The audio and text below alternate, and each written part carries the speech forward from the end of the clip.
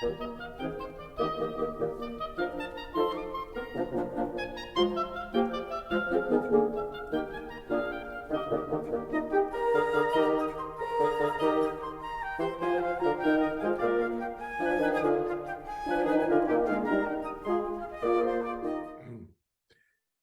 welcome to the Meeting 10, an ongoing series based on the work of Stanton.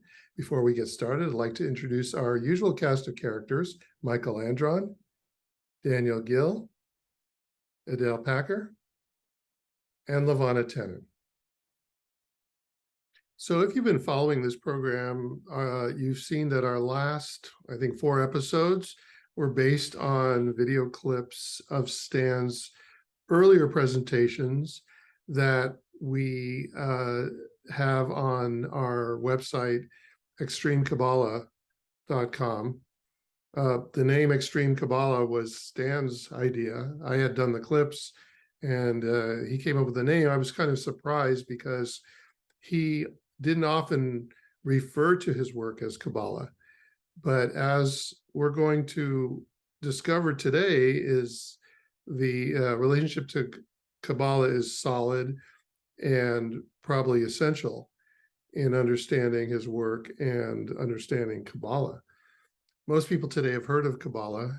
It became popular in the latter half of the 20th century, the 60s, 70s, kind of went through a pop culture phenomenon in the 80s, 90s, people like Madonna and other celebrities. And a lot of that was focused on the meditative aspects, the tree of life, a lot of those ideas. But as we're going to see, there's much more to it, and that the essential part of Kabbalah is tied into what Stan's work is based on. There are several books of Kabbalah. We're going to concentrate on 3 to a certain extent: the Bahir, the Zohar, and Sefer Yetzirah, and its relationship, or Stan's relationship, to those books. So as we're going to see, that Stan spent most of the time in relation to Kabbalah on the Sefer Yetzirah, and some on the Zohar, very little on the Bahir. But I did want to play this clip. This is from a very early recording that I did in 1987, not long after I had met Stan and I was starting my video business. We recorded this in his studio in Lavana and Stan's house in San Anselmo. And here he cites a passage from Bahir, but it's the statement that he makes after that I think is significant. So let's watch this. I'm going to read a couple of quotations, and they're a little lengthy, and then I'm going to try to show the interpretation and walk through them, and maybe we'll get to some other quotations at the same time. The first is a little section from the Bahir in R.A. Kaplan's translation, and it shows up in Sefer Yetzirah as well, or at least related things, and I'm going to read the Sefer Yetzirah second. This is on page 34 of Kaplan's book, the Bahir, paragraph 95. The Blessed Holy One has a single tree, and it has 12 diagonal boundaries. The northeast boundary, the southeast boundary, the upper east boundary, the lower east boundary. However they're described, there's a permutation set of 12 directions, boundaries. And then it says, they continually spread forever and ever. They are the arms of the world, quote unquote. On the inside of them is the tree. Paralleling these diagonals are the 12 functionaries. Inside the sphere, there are also 12 functionaries. Now, I could go on, and there are many, many more geometric qualities that are listed, but that little central section is the heart of the matter. Literally the heart of the matter. Geometrically, when you look at it in cross-section, it looks like a heart. And in fact, it's referred to as a heart in some of the allegorical descriptions that are being taken to be stories when they're really descriptions of geometry. This is our thesis. Another thing that you can spot A heart has an alternate look to it. That same shape is the shape of an apple. And so in some traditional sources, we're looking at an apple, a field of apple trees. The Greek and the Christian traditions speak of apples, and Hebrew as well. Okay, the idea is to identify what is this single tree, what are these boundaries, what does it mean to say they continually spread forever and ever, why would they be called the arms of the world, and what does it mean to say inside of them is the tree, and paralleling these diagonals are 12 functionaries, and inside the sphere there are also 12 functionaries. What's a functionary? It's my conjecture that these words are bad translation. Just like Kaplan has reinvigorated some of the meditative terms by identifying words that had simpler meanings as having deeper meditative meanings, I believe these words, tree, functionaries, sphere, boundaries, are words that our translators have put in because they don't have the geometric image they represent in front of them. What's a functionary to a geometer? What's a diagonal boundary to a mathematician?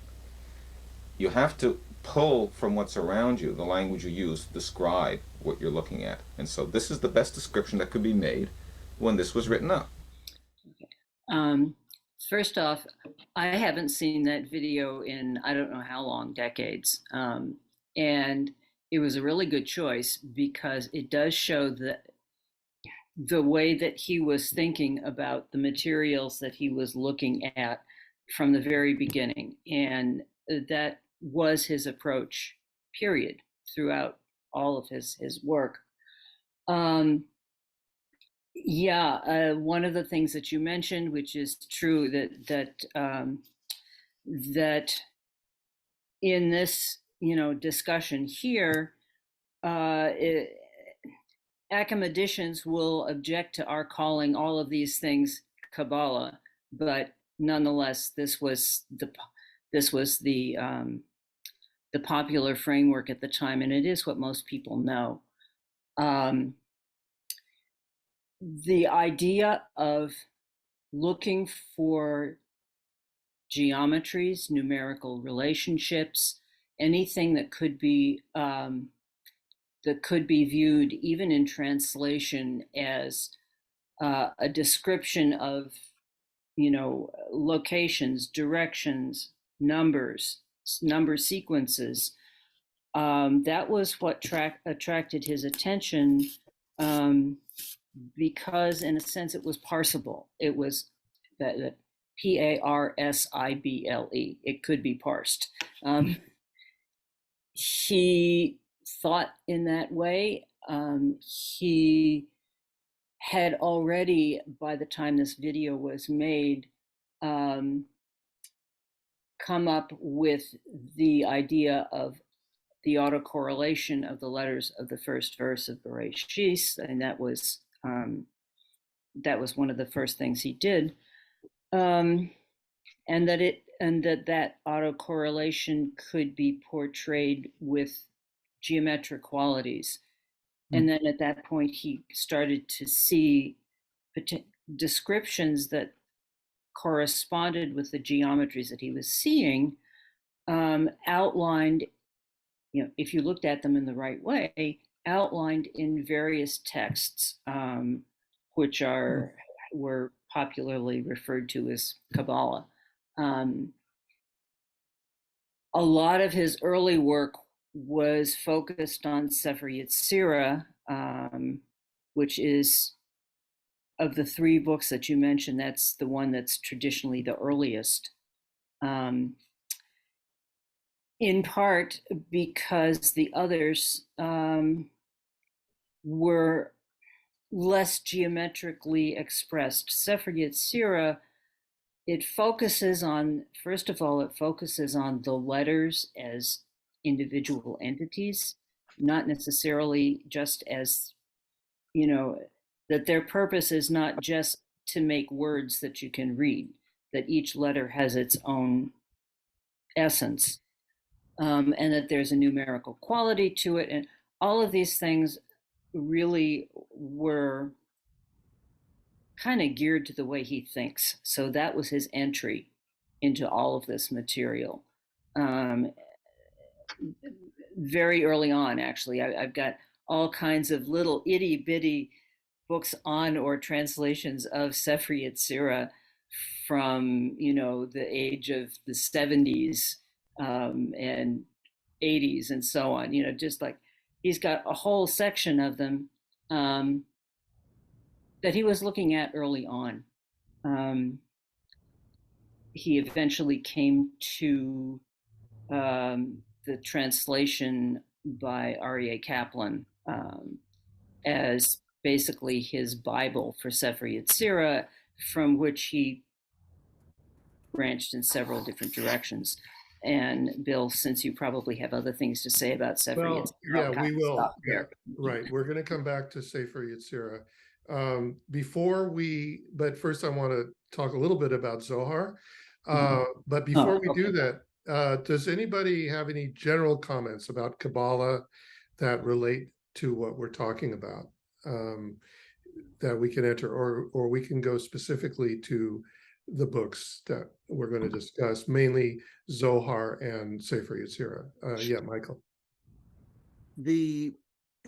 It's kind of a sad irony that to a Makubal, a Kabbalist, the most important thing was not what was ever written down, because every single one of them, they say that every Kabbalist is supposed to preface whatever he's going to say, whatever he's going to be saying, he has to first say, this is my understanding of it, because we're dealing with something that's beyond simple cognition.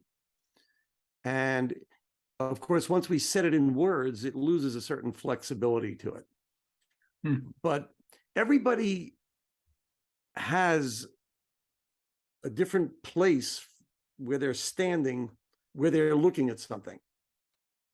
And that changes it. I mean, the five blind men and the elephant kind of thing. Everybody's seeing what they're seeing.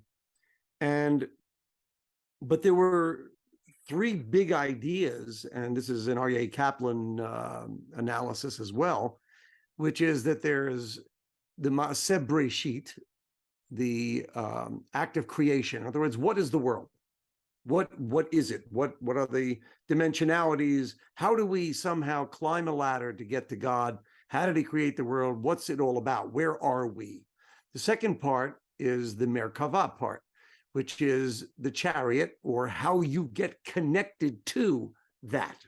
So if that were the internet, or internet, I guess, if that's the internet, then our computer as to how we get onto that internet is the Merkava part, which is traditionally modeled after Ezekiel's first chapter, because at the end of the first chapter, he said, and God spoke to me and said, oh, son of man. And that was really the first prophecy. The whole first chapter, and Kaplan goes in several books, he goes through this exposition. The whole first chapter, which sounds like a close encounter of the third kind, or higher, is the method of how to get into that state of mind, how to be a prophet. A prophet doesn't just walk along, God says, hey, I'm going to talk to you. They worked at it. They meditated on it. And so that was, from our side, that's what we do. From God's side, that's what God did. And then there is the least favorite, but the favorite of the masses, which is what they call practical Kabbalah, which is write me an amulet that has a magic thing so I can find my loved one, so I can get a healing, whatever thing that was. Because in almost every wisdom tradition in the world, there were the guys who, you know, the high priests or the lamas or the shamans or whoever they were. And then there were the regular people who didn't get into all of that. So, yes, and Stan, as short a time as I knew him, was a Kabbalist. He was interested in how the world was structured and how we connected to it. And he chose his way because that's the way he was wired. The first tapes I saw of him, several of them, he introduced by saying, and the book as well, I have an ability to see patterns. That's what he could do. He saw stuff, he'd look at something and he would see stuff that the rest of us didn't see. And you could, and that was the problem in talking to some of the rabbis, because he would show what he's doing, and he had the advantage that he could show it. He could draw a picture. He could show us a piece of art, a design, a model, something. And that's not the way they think. They're not standing there. So, and the last thing that I wanted to say as just an introduction to this whole world is that they say that the prophets, with Moses as an exception, that the prophets of the Hebrew Bible were standing in the second world. There are 4 worlds that are the ladders, steps that we climb to really get logged on deeply. But the prophet himself was not standing in the 4th world. He hadn't climbed to the top of the ladder. The source for that is Ezekiel. He said, I was standing, and this is what I saw. And then on top of that, there was a throne. And on top of that, there was God, or a man, or a figure of a man, or each of the words used in Hebrew indicate a distance from where the guy is standing, where the prophet is standing. So there's a lot left to wonder and awe and mystery. And I don't know of anybody as doggedly trying to turn that mystery into physicality like Stan did, right down to the letters themselves. Right down to the letters. Look at this structure. What does this structure remind you of? What does this guy say about that letter? What does this one say? And what lessons can we learn? The goal, however, for everybody was understanding the mystery, logging on to the internet and getting to that point. And whatever way they did it was technically Kabbalah, which is why you have what's called Christian Kabbalah. If you show some of that stuff to a rabbi Kabbalist, he's going to say, this is just, this is nonsense. Okay, they don't know what they're talking about because they don't even understand Hebrew, and they're, but it's a way of logging on to the internet. And if we start from that perspective, then we can understand, okay, there are a lot of ways to get to the top of the mountain, some faster, some slower, some roundabout. This was Stan's way of logging on. So he would go down to the basement, as Levon always says, and then he'd come up with this big grin on his face. I got it. Of course, 6 months later, he might have gotten something else that undid what he said 6 months ago. But it's a step-by-step process. And I think that's, I'm just offering that for those who are listening to this, who have no background in this, who are coming from the science side or the sacred geometry side or whatever. We're all trying to understand and somehow utilize it, not just be scholars of it, but somehow fix the world because the world's a mess. Right. And it's easy to become pessimistic.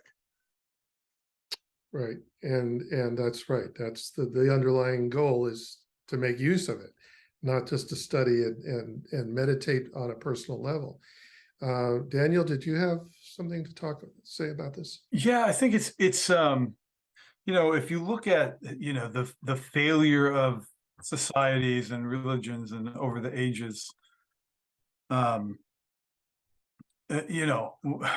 you look at rubble and you look at mosaics and the whole field of archaeology and anthropology and how things develop and then fall and then develop and whatever. Judaism's been around for quite a long time, and Sefer Yetzirah is I think it's the oldest document we have. It's really, really old.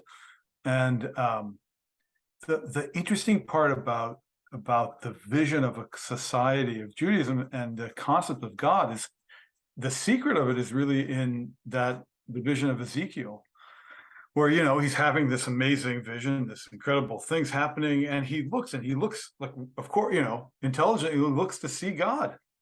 And what does he see but a person? And so to me, this is Judaism's like ultimate innovation. Like, there are all sorts of ways of looking at God, but the first place you should look is inside yourself, inside your own humanity, and inside your particular process of being a human being. And that's the vision of God. You know what I mean? it's God in the Jewish tradition or Hebrew tradition does do miracles, but it's, you know, after the big ones, it's not much, you know, like it's really, I mean, you got the Red Sea and you got the 10 plagues and, you know, and you have little kind of things interfering here and there, but really the real miracles come with the vision of Esther and Mordecai, come through human innovation and human endeavor. So they really, you know, Purim and Esther is really about God within the human being and not outside.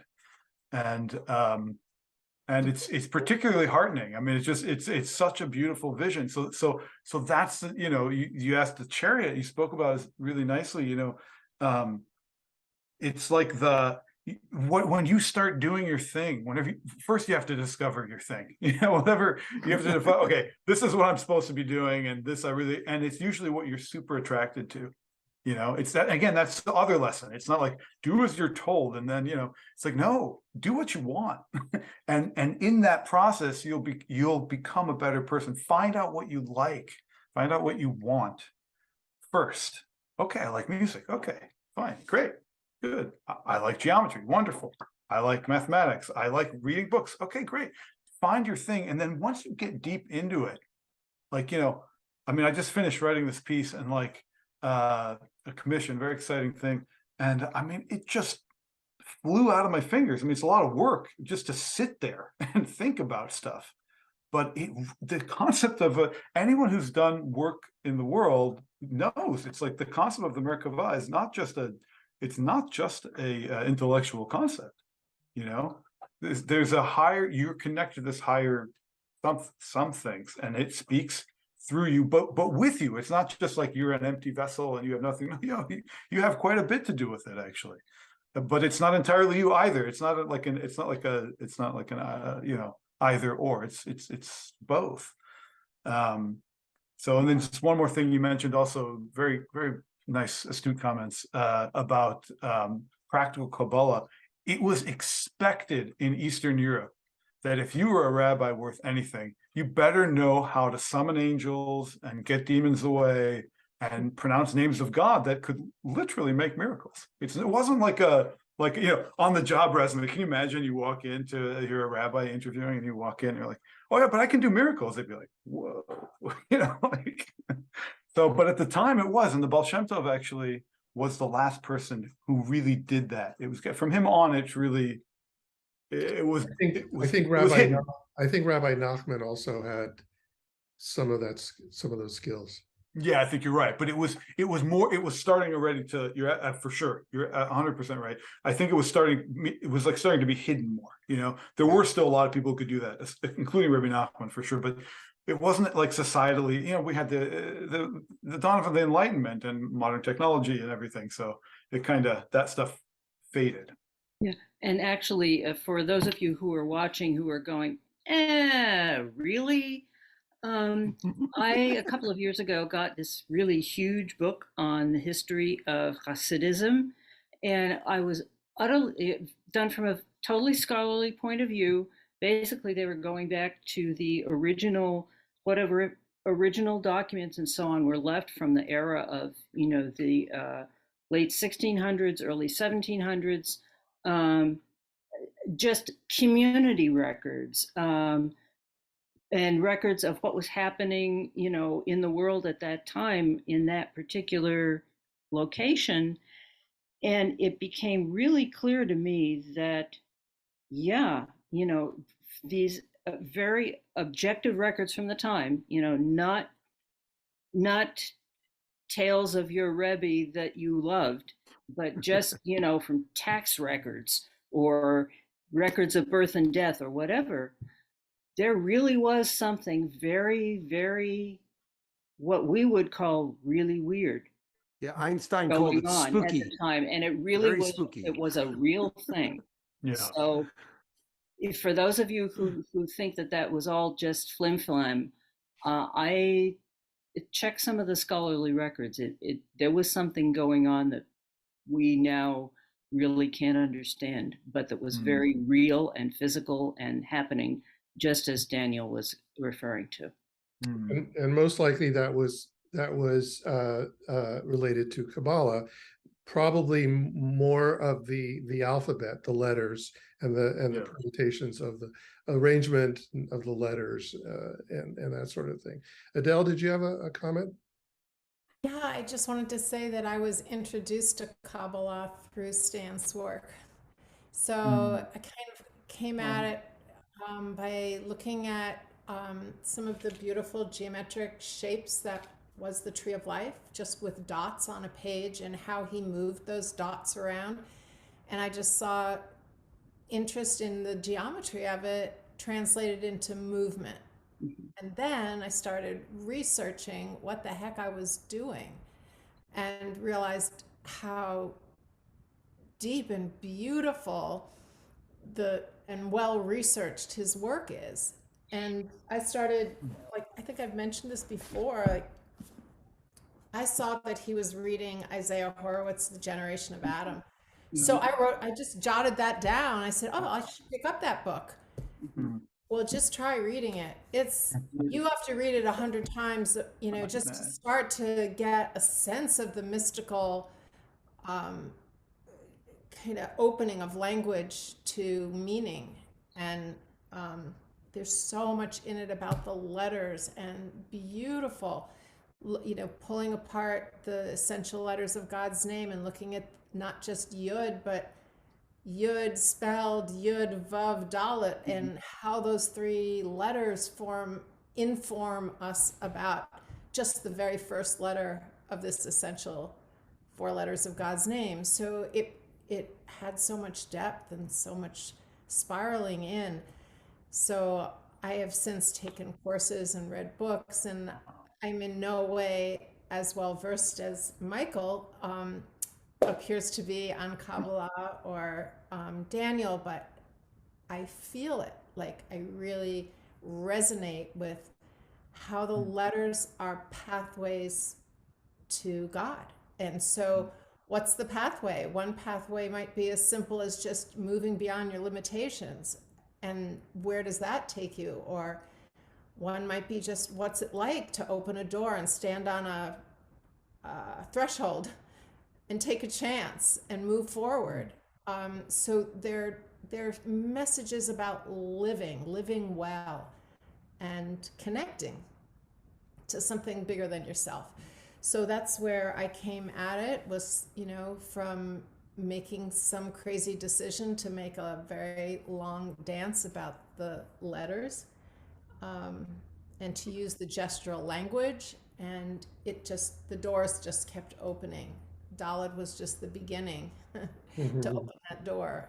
And so I think sometimes people look at Stan's work and they think it's very intellectual, but for me, it opened up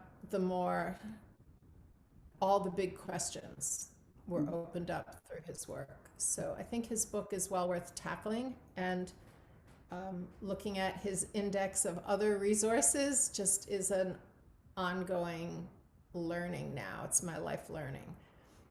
Can you hold up that book The, so I can? This one? Yeah. Well, you referred to it. No, the one. yeah, Isaiah Horowitz. Yeah, Isaiah Horowitz, The Generations Okay. of Adam. Okay. Yeah. It's really Zohar. It's Zohar kind of translated and moved around. Okay. All right. Fortunate is the person who is introduced to Kabbalah through Stan's work. Indeed. Okay. Coming in from that pure, It's just from open curiosity. Right. Yeah. Curiosity was always his motivation, and he really knew nothing. He was starting from basically, he recognized the letters of the alphabet, and that's it. And that's really the truth. So I know that as we go on to talk about the Zohar a bit, but I actually prepared for this video by going through all of the references in the book. That's why I have, things to say. But so did I. he came across certain ideas which are expressed in the Zohar, from really little popular renditions or, quotes from by other scholars who were, talking about various ideas which were important to him when he recognized them. Without realizing that, and then later, when he started talking to people, rabbis, people who actually had a background in, traditional material, and he would mention a particular idea, such as the stories being garments, but what's more important than the garments is the body. I want to read that quote. Yeah. I want to read Okay. that quote. But that particular thing, and then, the rabbi or whoever would already say, oh yeah, that's the Zohar. The idea that these ideas within traditional people who knew the traditional material were just, oh yeah, okay, was really a surprise to him. He was delighted, but that it what I'm trying to say is that basically he came to this whole thing with fresh eyes, Right. and a particular set of talents, and used them as honestly as he knew how. And you're right about lack of knowledge for a lot of this stuff. On that same tape that I played before, there was a part later where he's talking about Moses and the 4-letter name of God, I shall be that I shall be. And he says, hey, Bill, was that Genesis or Exodus? I think it's pretty sure it's Exodus. So, it was just so pure. It was so great. So let's talk about Zohar, because I think Zohar is probably the most studied book of Kabbalah. I think because it's more of a narrative, and that's why so many people have written books about it and tried to explain it in non-geometric ways, obviously. But this was a quote that Levana alluded to that Stan used on several of his introductory tapes.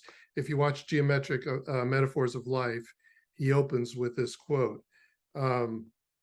So this is from the Zohar, and it's from a rabbi, and it starts, woe unto the man who asserts that this Torah intends to relate only commonplace things in secular narratives. For if this were so, then in the present times, likewise, a Torah might be written with more attractive narratives. Now, the narratives of the Torah are its garments. He who thinks that these garments are the Torah itself deserves to perish and have no share in the world to come. Woe unto the fools who look no further when they see an elegant robe. More valuable than the garment is the body which carries it, and more valuable even then, that is the soul which animates the body. Fools see only the garments of the Torah. The more intelligent see the body. The wise see the soul, its proper being, and in the messianic time, the upper soul of the Torah will stand revealed. I mean, to me, that should have been like the introduction to every Hebrew school class or any study of Torah, because I feel like it's totally been forgotten. And I like the way that he's saying that in such strong terms. Woe, and the fool who just sees, and what he's talking about are the stories that everybody dwells on. That this is it, this is the truth, this is the Torah. Well, no wonder people are alienated from Judaism and the Torah. I mean, I was when I heard this, and every time I opened the text, and it was this begat that, and this war, and this blood, and this killing, and all this. I said, ridiculous. This is the basis for a faith. So this is what Stan believed also, but he was looking even deeper than this rabbi, because he was looking at it from the mathematical perspective. So the Zohar, there are places in the book where he is finding the geometry. that it's mentioned, and he's translating that in those terms. Yes, Lavana. Okay, there's a bit of history to that. In terms of the progression of this work and, where he was focused and when, in the beginning, although, when he was basically surveying everything he could find, yes, that particular book, which was written by a rabbi who was a scholar, who quoted this particular idea from Zohar, that was very attractive. And there were other ideas as interpreted by this or that scholar who was writing about the Zohar that Stanley found attractive and to the point.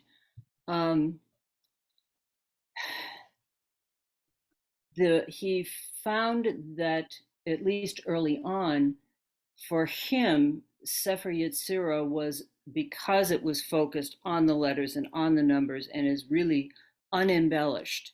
It is what it is. That was an easier place for him to start exploring. And in fact, if one looks at various translations or attempts at translating the Zohar, I'll put it that way, it's very difficult to follow. Finally, there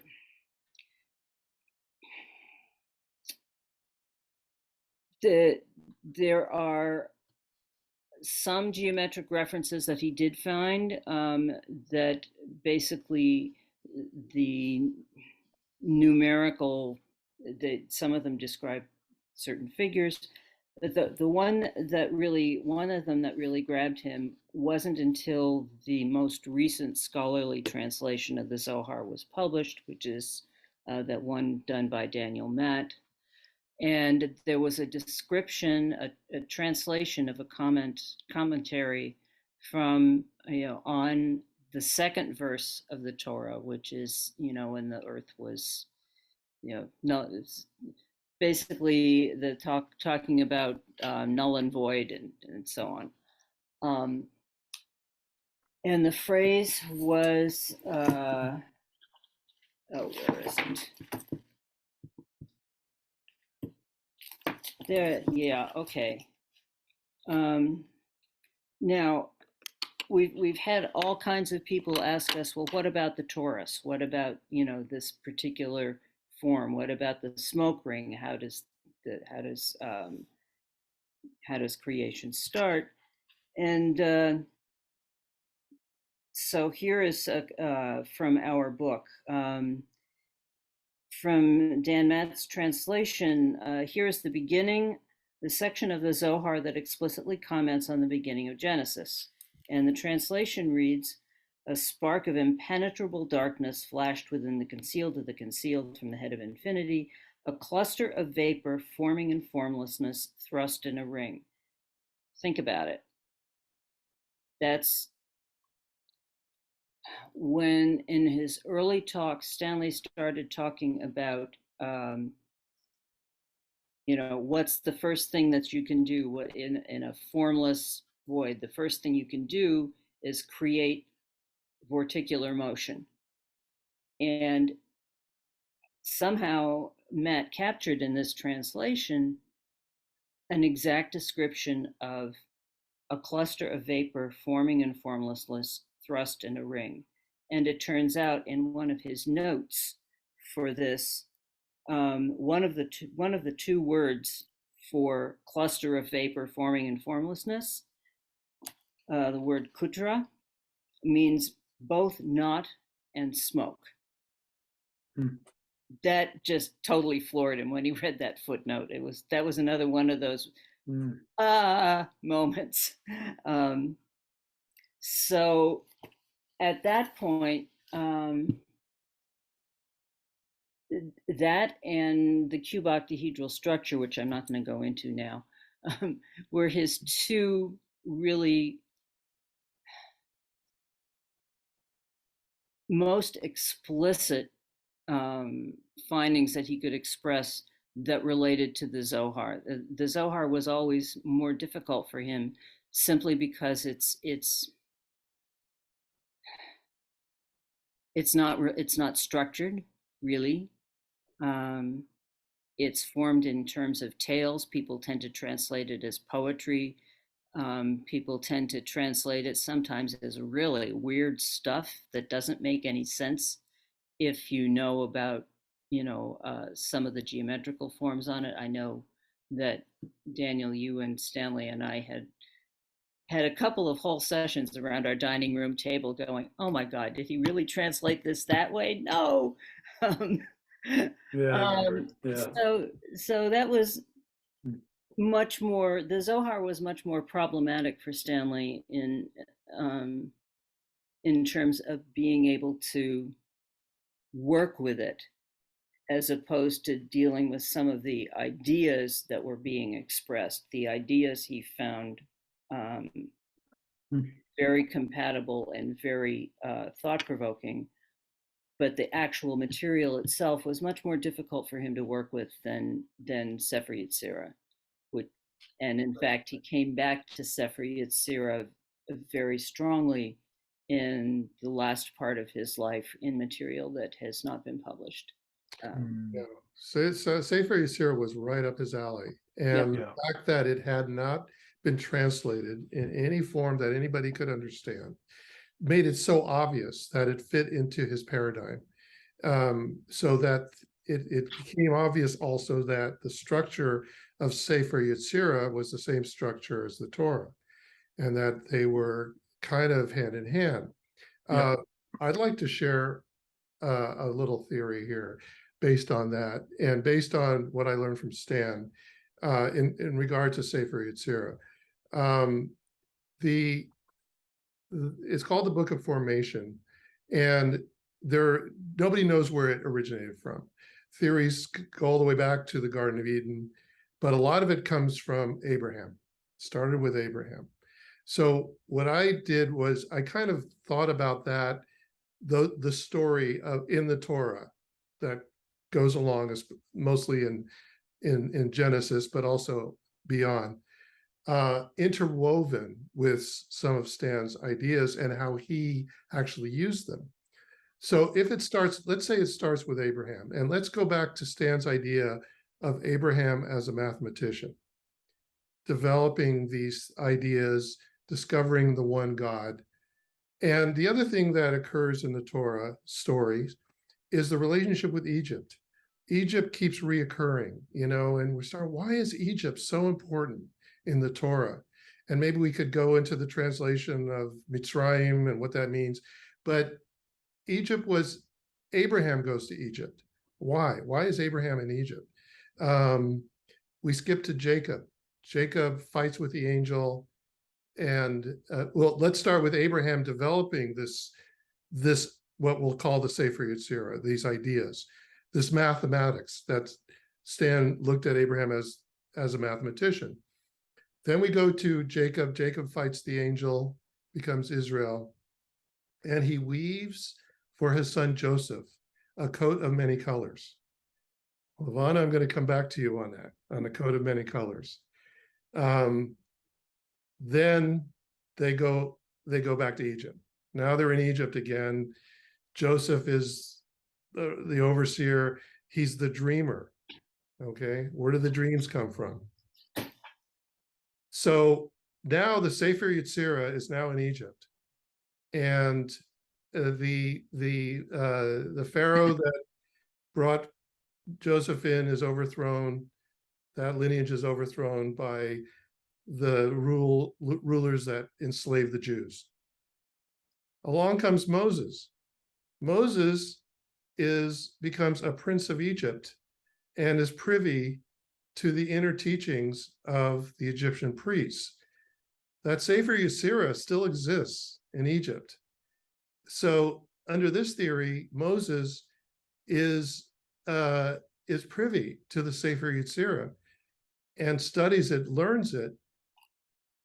Then what happens? He goes out in the desert for 40 years, comes back to Egypt, brings the people out, goes up to the mountain, receives the Torah. What does Kabbalah mean? To receive. So I think that so I believe that if you want to know the Torah and the structure and the math of the Torah, you need to know the Sefer Yetzirah. They're hand in hand. It's the same system. And there's only one person in the world who knew that, who developed that.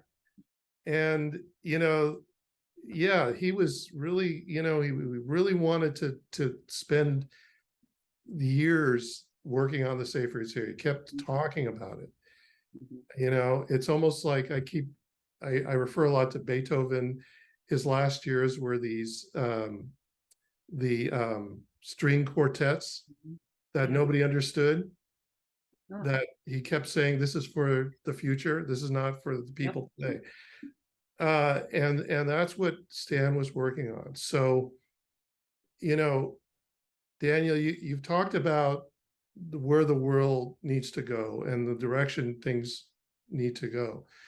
And I don't know, we need somebody who has that mind to come and take that, and develop that whole idea. Because right now, today, there's no direction in terms of scholarship and where we're going with that. Yeah, it seems like everyone is like siphoned off in their little corners, and they're threatened by anyone who thinks differently with them. And I think Stan experienced a lot of that, and it was very surprising to him. Yeah.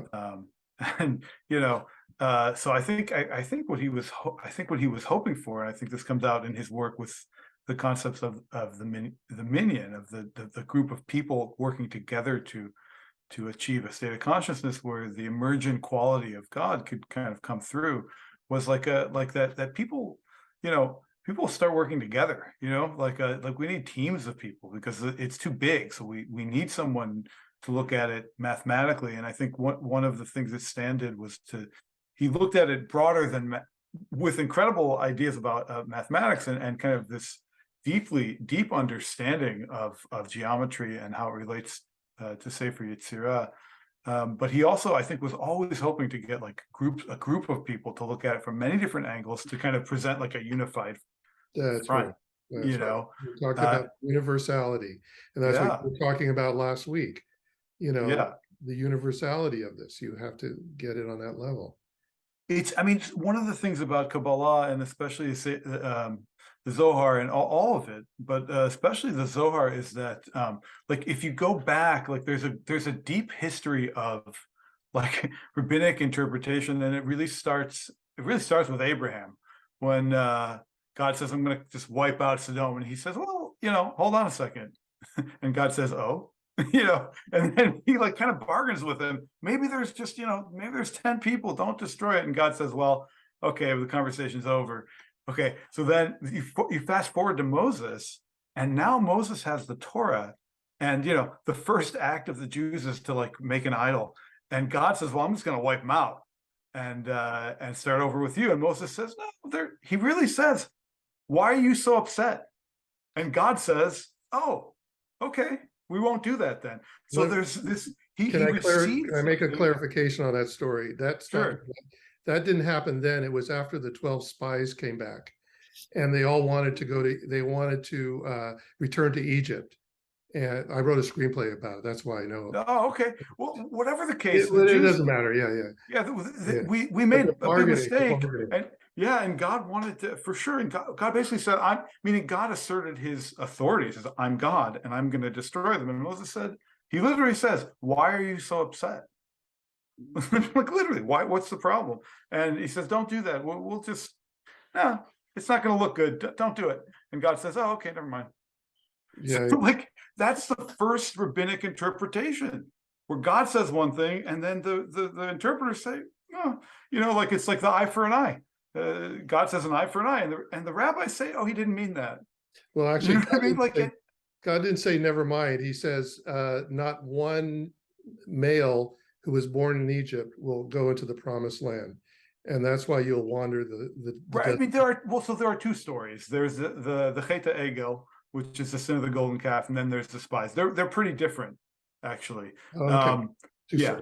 There are two different stories, but the point being that there's a deep respect for for interpretation and non-literalism, and right in the Torah. And so, for example, probably most people will say, the orthodox view of capital punishment is that we don't do that.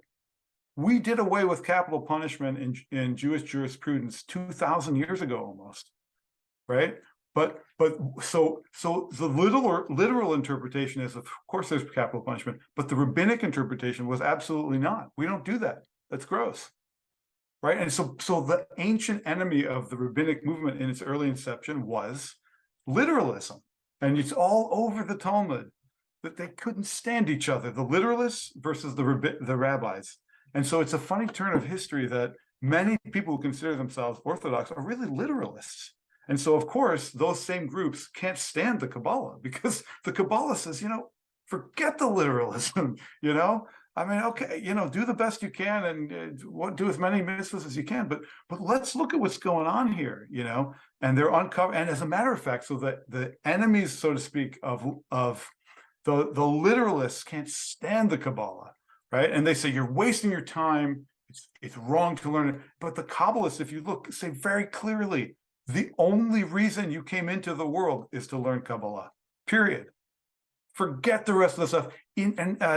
Was it Rabbi Natan, Rabbi Nachman's scribe, really? This is wild. I mean, this is really wild. He says the first compendium of Jewish law, the Mishnah, right? It is the tree of the knowledge of good and evil, and the Kabbalah is the tree of life. Interesting. Interesting. So like the whole concept of it as a system of law, like holy lawyers or something, is really, it's, and then the Hasidim had to be careful, so they hid that. He says at one time in one place, it's one sentence, but he really does say that. And so it's, so there's, what you find is, and I've seen this in books, old Hasidic books, where you're looking and you're reading this thing and you're going, this is the most mind-blowing thing I've ever seen in my life. So totally like beyond super age, as a friend of mine used to say, like beyond, like really far out. And then all of a sudden it cuts back to like, to do what you're told or else. And that was because there were censors. Like really, like it had to remain hidden after a certain time period. And so I don't know, the same kind of thing is going on now, but it seems to me that the time for people learning to work together, and for us learning, I mean, it's not so simple, learning to work together, appreciating our own positive contributions and our positive qualities and our ability to contribute, and thereby appreciating others also.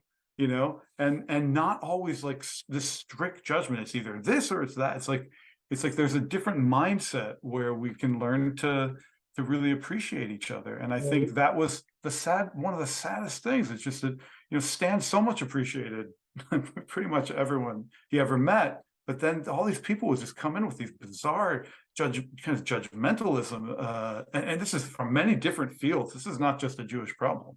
This is a world problem. Right. But, we yeah, have sorry, to. I'm going off, but it's No, just it's okay. But yeah. we have to have a common language. Yeah. Right? Oh. Right, Adele. We have to have a common language, and it's the hand gestures. You're muted, Adele. I muted because there was some interference in my room. Yeah, the gestural language, I think, is such a huge contribution in the list of many aspects of his work. And I'm doing some new projects with it, preparing some new courses. I'm choreographing a dance for young people that's using Shalom Rav and using the letters that spell Shalom. So this group meeting and talking has inspired me to just like get going already. And so I'm contributing a course to Embodied Jewish Wisdom Network, people who want to work in an embodied way. And that's what's so exciting, really, is that Kabbalah was about the body, right? It's like all of these points are on us, in us. And so the Sefer aren't up there as an intellectual concept. They're in our arms and our legs and our hearts. So that's what I think the gestural language does. You know, many people, when they read our book or whatever, see the, you know, they get intimidated by the idea of geometric, you know, interpretations or geometry itself. But really, when you think about it, geometry is the world we live in. Everything is geometry. This book is geometry, as are all of the post-its in it. My body exists in 3 dimensions, can be described geometrically, you know, and we get even closer and closer to that, by the way, when people wear bodysuits, you know, if you think about it, every single little point and movement, if you're going to make a movie out of it or whatever, it's digitally mapped into geometry. What you do, Adele, dance is geometry of the body, living geometry. You create shapes and shapes in motion. So it's not even just 3D, it's 4D. It's process, it's movement in It's the geometry. pathways. Even the pathways we're walking are geometric as well, whether they're spirals or circles or lines intersecting. These are all geometric words. So if you think of geometry as being where you live, the space you live in, then it becomes something that's not foreign at all. And you can start to open yourself to the kind of creative thought that anchors itself in geometry and then goes somewhere, that Adele is doing, or that Daniel's doing with sound, or that we all do just when we walk around in the world. That's right. Anyway, so that was my comment. Well, geometry is also about relationships. Yeah. And how we relate to everything around us as humans, and even inanimate objects. Michael, we haven't given you an opportunity to weigh in on this, and I'm sure there is pearls of wisdom. If I'm lucky. I had a few thoughts on, I was having fun listening along with the people watching the tape. First of all, the rabbis it wasn't like with the Zohar that everybody understood what was going on. They say that once the Arizal, Rabbi Isaac Luria, came along, and he died at a very young age, in his 30s, it was only then, by laying out the whole idea of God withdrawing from the world, the Tzimtzum and the sparks and the Big Bang and all of his analysis, that it was like, that was the Hammurabi code that explained all the other stuff. You didn't understand it. And then all of a sudden it was like, oh, now I get it, or could try and get it. And so it wasn't as if, remember that a lot of this stuff had to be kept secret, because it's like nuclear fission. You don't just give that to anybody, because you could get into a lot of trouble. And human beings, being what they are, they often do. And if they didn't think there was power in this, literal power, to be able to do like the miracles that you were referring to earlier, if those didn't happen, there was no reason to keep it secret. It was kept secret intentionally. I remember my martial arts teacher telling me that there were certain forms that when the Chinese would print up a little book, they would change the moves. They would leave a move out because they didn't want to take a chance somebody was going to do the right thing unless they heard it from a teacher. It was a different world. Today, the internet is kind of, in this case, I mean the internet. Everything's out there. Doesn't mean you understand it, but there's a tremendous amount of stuff out there. One of the things that popped into my head when Adele was speaking earlier, and how these things inspire in different ways and come out that way. The first thing in creation that we think of is God said, "Let there be light." And the Zohar says, what is light? Zu ahava, it's love. So with a very old book, way predating Christianity, this was the stuff that the religion was about. And if you take the three, watch how I tie this into Stan in a second. So just hang in there with me. Okay. If you take the root of the word for love, ahov, aleph, hey, bet. Okay. They say the first time a word is used in the Torah, that's its essential meaning. But they also say that the first time a letter is used as the key first letter of a prominent verb or a prominent statement, that's its deepest meaning. So so the Torah starts with a bet, but that doesn't count. The first word is bara, is an active verb. Bereshit is with reshit. It's kind of an extra letter there telling you like a preposition. And you would say, okay, I get aleph, singularity. I get bet, multiplicity, a house. Now there's an inside and an outside. What is a hey? And so using that same logic, when is the word hey spelt out? When is it the first time it's used primarily?